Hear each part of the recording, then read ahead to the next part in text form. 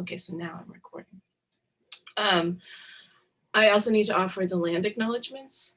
This version is from a recent book lab CLCS event, and it seemed especially apt. So every community owes its existence and strength to the generations before them around the world who contributed their hopes, dreams, and energy into making the history that led to this moment. Some were brought here against their will.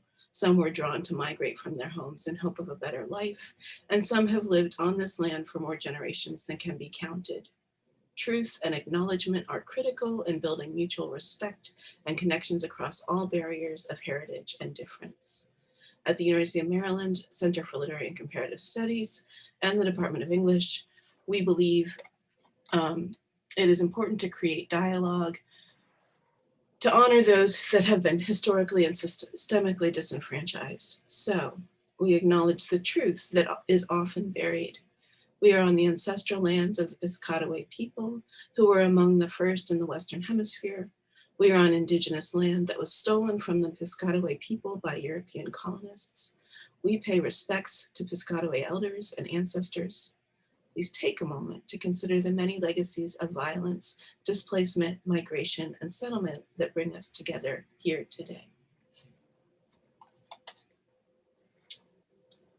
Okay, so now it gives me great pleasure to introduce Laura Rosenthal to you all, who all are here to celebrate her work. She is professor of English here at the University of Maryland. She has authored Infamous Commerce, Prostitution in 18th Century Literature and Culture, published with Cornell in 2006, Playwrights and Plagiarists in Early Modern Drama, Gender, Authorship, Literature, Property, from Cornell in 1996. And she has edited Nightwalkers, Prostitute Narratives from the 18th Century from Broadview in 2008. With Donna Hyland, she edited The Literary Study, Measurement, and the Sublime, Disciplinary Assessment with Teagle Foundation in 2011. And with Meeta Chowdhury, Monstrous Dreams of Reason, Body, Self, and Other in the Enlightenment from Bucknell in 2002. She has won numerous awards, including a Newbery British Academy Award for Research in Great Britain, the Monticello College Foundation Fellowship for Study at the Newberry Library, an NEH Summer Award, and a Folger Shakespeare Library Short-Term Fellowship. Professor Rosenthal recently served as the Advanced Professor for the College of Arts and Humanities. She is currently Director for Faculty Leadership in the Office of Faculty Affairs and editor of the journal Restoration. She will be in conversation talking about this newest publication with Scott Trudell, who is an associate professor and director of undergraduate studies here in the Department of English. Trudell specializes in early modern poetry, drama, music, and pageantry, as well as media studies and performance theory.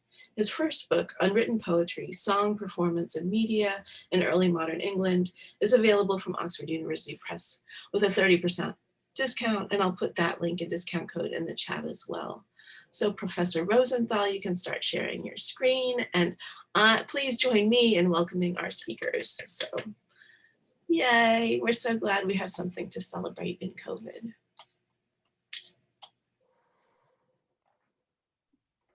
I'm gonna mute myself. Okay. So thank you all so much for coming. I just thought I would tell you a little bit about the book, since I'm guessing nobody's had a chance to read. Maybe you've read it already, but it's recently out. And also, since I'm not actually like coming up for tenure or promotion, nobody's forcing the department to read it. So here it is. Let's see. Okay. So the book is about the Restoration as a cosmopolitan moment. And I think that's something that pretty much everybody, that we all know about, but I took this opportunity to kind of take a deeper dive into that idea. Like, what does it mean to be cosmopolitan? What does it mean that it's a cosmopolitan moment? So when Charles II was restored to the throne, the English elite had a great admiration for other empires, the French, the Spanish, the Dutch, the Ottoman, and the Chinese empires, and some degree of envy, as lots of other studies in the field have shown. So Charles started investing in navigation. Alok Yadav has written about how there was a sense of inferiority among English writers for their literary production. So that was part of the mode too of the Restoration, and a competition for refinement and sophistication. So so for Charles II, having a great theater was part of this competition to be to compete with other nations in cosmopolitanism. And so the Restoration Theater, as many of you here like really know very well, um, was different from what came before. Like, probably the biggest change is women as actresses, but also this new genre called heroic drama, which I actually talk a lot about in the book, and movable scenery. So it was a much more visual theater, and it was a much more um, maybe kind of more of an elite theater than Shakespeare's. So so on the political side, this was a period that's often the economic system is often called mercantilism. But I went with this phrase that I got from a historian named Sven Beckert called war capitalism, which actually seems to me to more accurately describe what was going on, because trade is like feels to me like a bit of a euphemism, because all of this economic activity was enabled by a military infrastructure. And so there were conflicts over the Dutch for trade. There was a fear of France because France had a very powerful empire, and of course Catholicism, but also the king was in a secret alliance with the French king. So there was split within England. There was conflict with the Spanish in the Caribbean. There was an attempt to establish Tangier as an outpost in the Mediterranean.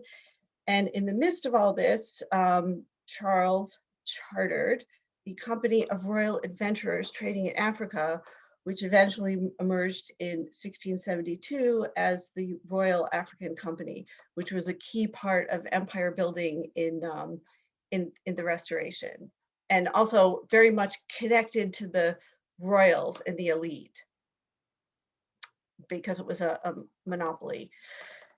So why try to think about theater in these terms? So first of all, Charles II was a big supporter of theater. Theater became associated with sophistication and power. There was actually less censorship of theater than there was of other genres than of print genres, partly because Charles just liked it, and the whole elite culture really loved going to theater. So I think they could get away with more.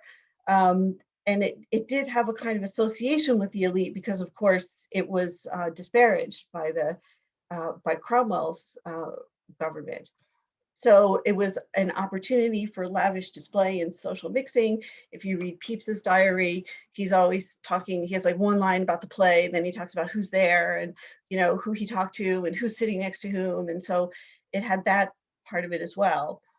Um, so on the other side, I think theater is really interesting in the Restoration because I believe that playwrights were able to get away with more criticism than other writers at the time could. And they were attached to the court, and they were very aware of the international politics. So I think there are a lot of references in plays that the audience would have understood that kind of escape us pretty easily. So I tried to go into those and kind of pull those out. Um, and the audience, of course, was itself sophisticated and aware of these political conflicts and international global scene. So now I'm going to talk a little bit about what's inside the book. So there's a chapter on Davenant's siege of Rhodes and the admiration of the Ottoman Empire.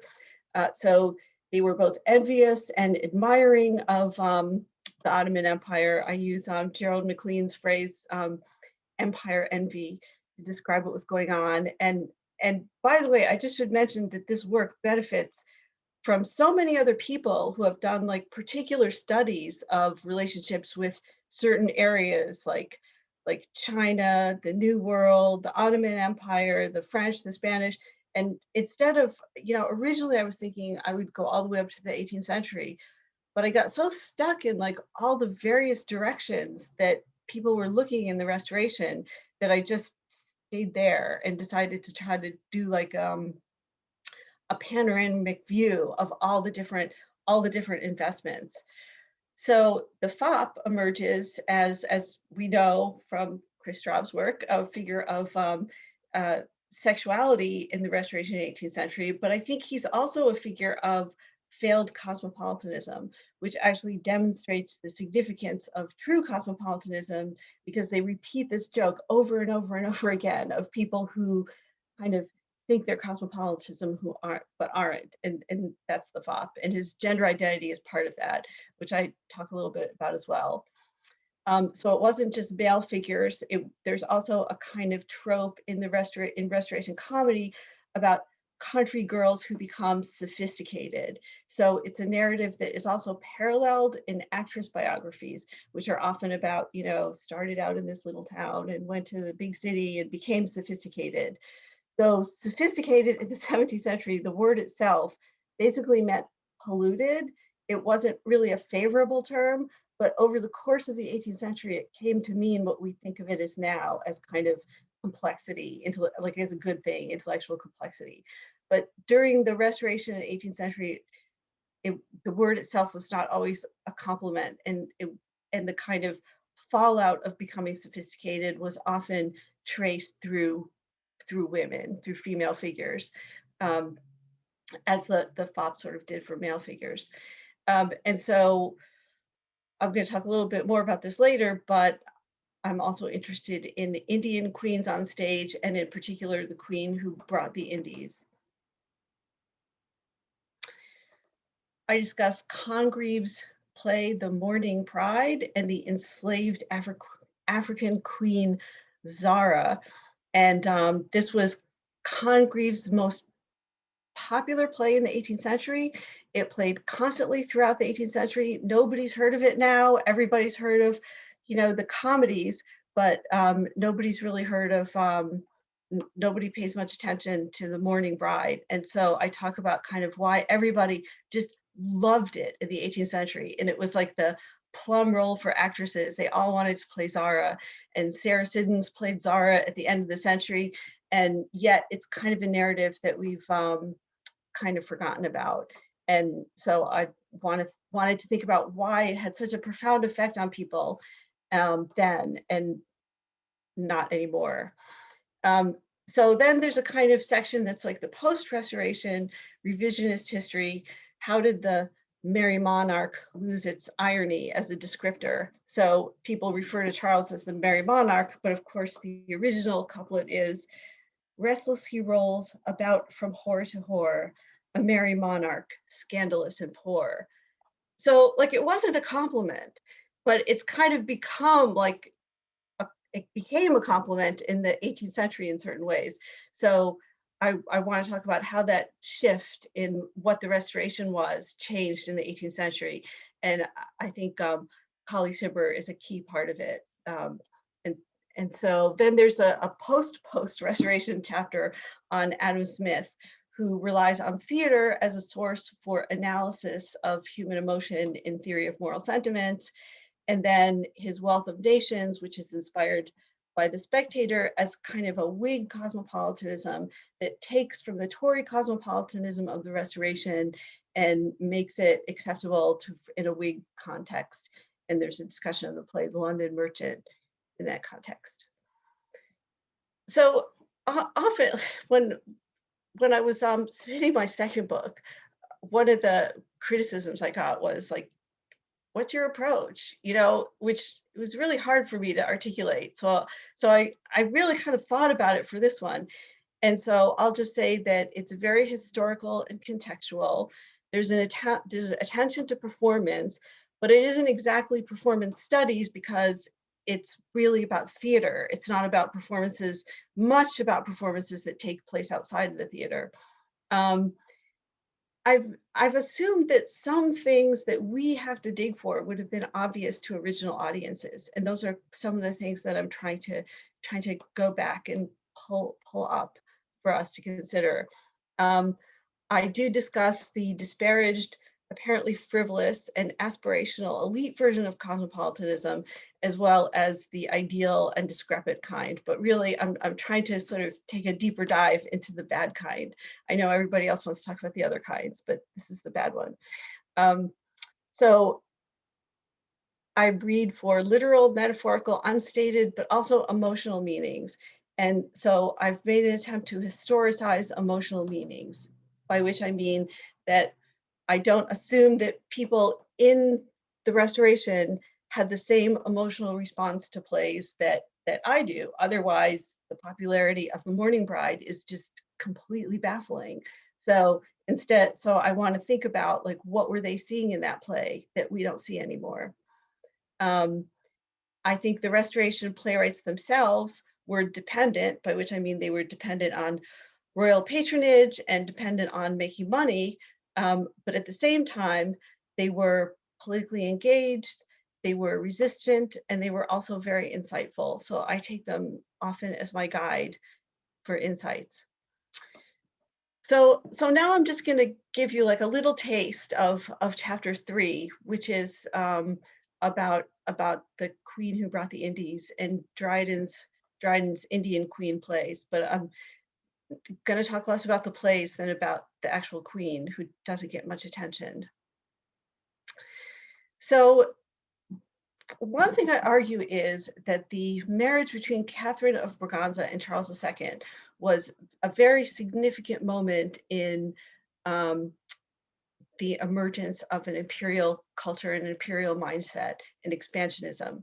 So, of course, Catherine was Portuguese, and the Portuguese were the first Europeans to sell African people, and they also had a very wide trade network. So Catherine's dowry included Tangier, Bombay, and access to slave forts, which were built and owned by the Portuguese and defended by the Dutch. And that was sort of behind the scenes of a lot of the Dutch wars, was fights over these slave forts. Catherine, through her dowry, helped popularize tea, porcelain, lacquer, cotton, cane, calico. And these were all things that she was used to from living in Portugal, but English people hadn't quite yet gotten into them. So I'd be like, everything you associate with being quintessentially English is like from somewhere else. Um, Tea, porcelain, all these things that we think of as symbols of being English. So there's an unconfirmed rumor that I want to that I thought was really interesting, that the phrase sugar and spice and everything nice is said to refer to Catherine, who was small, what are little girls made of, and also because her dowry was paid by Portugal with bags of sugar from their Brazilian plantations, which, believe me, did not make Charles happy, because they wanted money, but she was like the equivalent of sugar herself. So that's why she was made of sugar. Um, and so this is the image I chose for my cover, which is called a marriage box or a work box. And it is stump embroidery, which means that like it sticks out. And so um, and I think, and I found this image really interesting because it's not a famous painting. It's just like somebody's personal work, and it's celebrating the marriage of Charles and Catherine.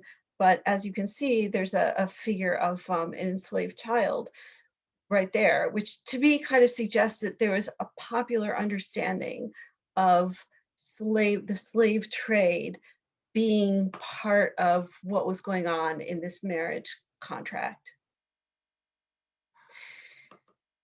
So now I want to talk a little bit about Catherine herself, because actually, if you go to the library and you can find like 400 books on Nell Gwyn, but there is actually like no study in English that's a scholarly study of Catherine of Braganza. And so there was a rumor that she was herself of mixed blood, and it was believed that the Portuguese royals mixed with the Moors. And so I connect this to the fascination on the Restoration stage with all of these exoticized women in the heroic tragedies, which those of you who are familiar with those plays will know about them, but there were lots of them.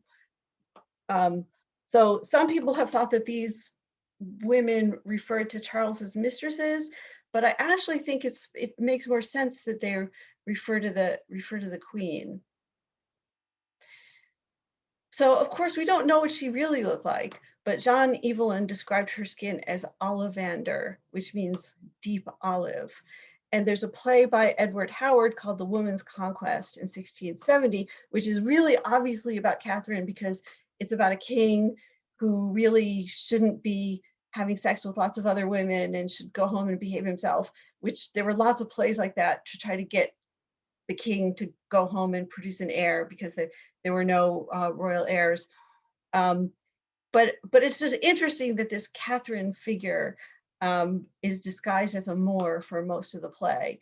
And there's also kind of a belief in the field that female like actresses never went in blackface, but it actually kind of seems like there's textual evidence that whoever played it, because there's a lot of reference to her black skin in the play and to her putting on some sort of something that makes her skin black. So I don't know. There's clearly more thought about that, but I speculate about that one. So I'm I see I'm sort of running out of time, so I'm just going to mention that there were a lot when Catherine and Charles were married. There were a lot of poems about written to celebrate the marriage, and this is the one in the first poem um, that says, you know, that basically the marriage will make Charles, if you just look at the last line, will make him be the master of the Indies too. And that was the belief about this marriage, that it was going to give Charles this expanded empire. And then when Charles died, this is part of um, a memorial poem to him, that as I'll just read this. As a dowry brought to England more, that's Catherine, more than any queen that ever came before, she placed the English arms upon the Afric shore, 1685. So that's that was in right after the death of Charles. So in closing, I'm just going to fast forward to the 20th century to an artist named Audrey Flack, who created a statue of Catherine that was supposed to be erected in Queens, New York. And some people say that Queens is named after her. Some people don't. I don't know. But the artist depicted Catherine as a woman of color. And Flack in her website says that she modeled Catherine on her own biracial cousin, hoping the statue would inspire ethnic and multiracial women. So there's some photos of the work in progress of the Catherine statue that was intended for Queens, and the scale of it. There's a little one. So here, the only one that was built was this one that's in Lisbon, because local protesters objected that Catherine to have a statue of Catherine because of her involvement in slave ownership. They said that she was a owner of slaves.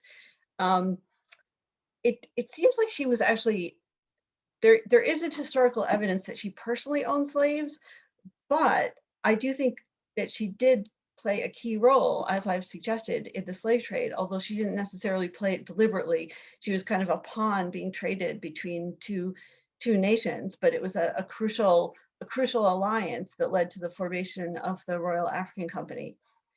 So of that big statue that you saw, the pieces were all melted down because of the controversy.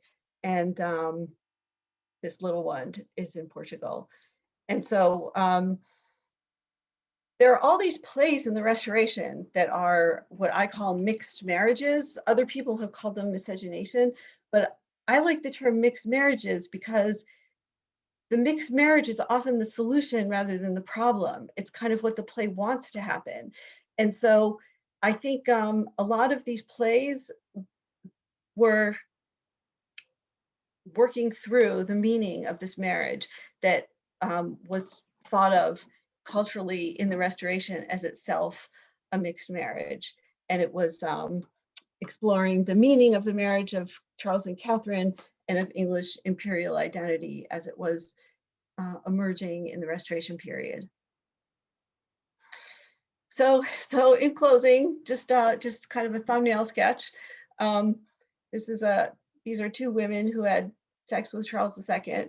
Probably the most famous is Nell Gwyn, and the least famous is actually Catherine. So I'm hoping to change that, and hoping that we can think about the Restoration through Catherine as much as we think about it through Nell Gwyn. So thank you. I'm delighted for questions. I'm honored for everyone who attended, and I will stop sharing and turn it over to Scott.